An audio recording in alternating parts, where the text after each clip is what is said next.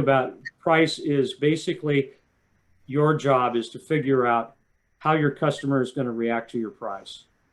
How does price influence or deter your customer? How do children under the age of 12 affect the price? Children under the age of 12 directly affect expendable income because they've got childcare to take care of and stuff like that. If you want to get younger members in your audience, you might want to make the kids free.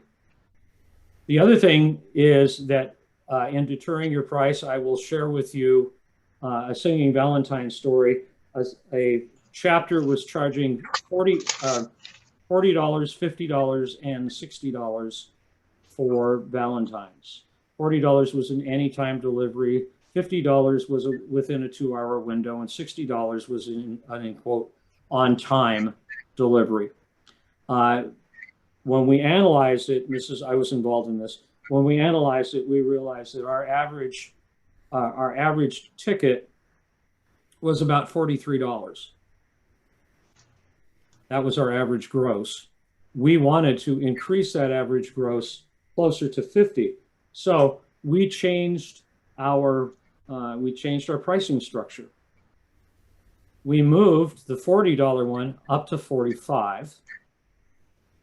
We kept the 50 and we kept the 60. The logic was because we had looked historically as to what we sold. We sold a lot more $40 ones than we did $50 ones. The distance between 40 and 50 bucks is $10. That $10 was a deterrent to our customers because that's a big jump. $45 to $50 was only a $5 jump. And we offered them the advantage of having it done within 2 hours. And we made that much more attractive at 45. And now you're only talking a $5 difference to get to the one where we're going to deliver it closer to a time that you want. So we picked out the benefits, and we picked out the features and the benefits that was going to enable the client. We also made arrangements with a store. We bought roses in, I believe we bought them in December to get a lower price, and told them that we weren't going to pick them up until February.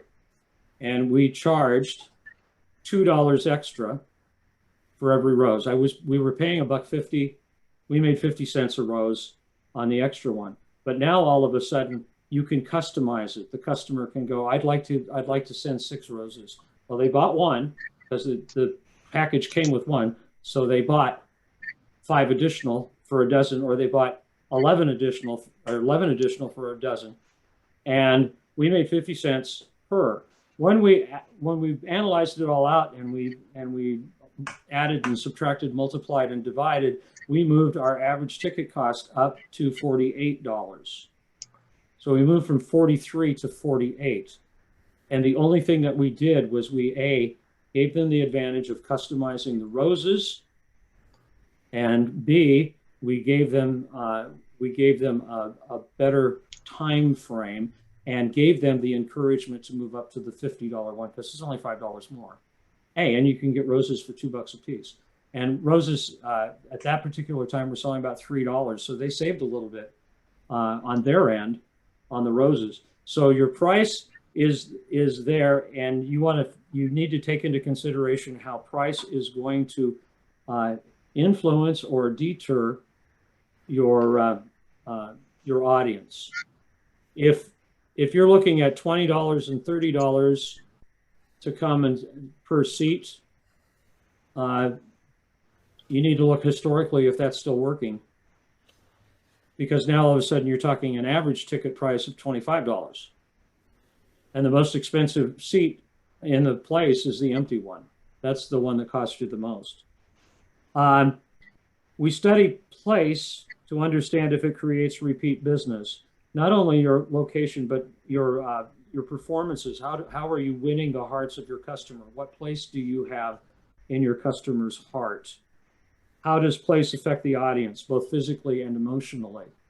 So it's more than just the physical venue. It's how they feel about you, and would they come back? Did they get a good show? Did they get a real value that would make them come back again? So you need to take a look at your venues, and you need to study the bathroom, and you need to study the seating, and you need to study how comfortable it is, and how's the lighting outside. I was in a chapter show that required an elevator to get to it, and for handicapped individuals, we could only move one wheelchair at a time, and it was a mess. So think about the handicap accessibility to it. We study the customer's lifestyle, which includes their age, their gender, their income, their education, and their information outlets. Information outlets is really important to decide the promotional channels that we're going to use to reach them. So we really have to understand our product and our customer, and everything should be customer centric. Everything should be all about the customer and what's going to be best for them. And the customer is not always right, but they're more right than they're wrong. It is 11:28. It's time to wrap this up because I promised we'd be out of here at 11:30. Are there any last observations, questions, or remarks? Steve? One thing we're working on right now is our website setup. And what I've noticed about going through that is it forces us to define who we are. And one thing I would really encourage the district to do is focus on standardizing our websites and sharing that kind of information, because when we go through that, Greg, it really defines who we are, how we go up. It answers all those questions and forces you to take a look at it. It's also where most people will come, and it's both internally and externally. So that's something we're working on right now. And thanks for all your hard work, Greg. You've done a great job, pal. Thanks. Thank you. I know Cox has his hand up as well. Bob, go ahead. Wow. Yeah, I want to emphasize also what Steve was saying is that through websites, I was getting ready to do a festival here in Oregon, and we cannot, chapters, you need to make sure that your websites are updated with contact information, a list of officers with an email that we can reach them at. And Greg, I would strongly encourage that the district put a phone number or something besides just a contact email, so that we can reach out to people on the district board as well. I will mention that to Judy. She's taking care of that. Do look at the district website. There's all kinds of really good information in there. And of course, from my standpoint, look at the marketing stuff so I feel like I'm writing for something rather than just to hear myself talk. I apologize for the beginning of the meeting. This has been recorded. We will be posting it on the website.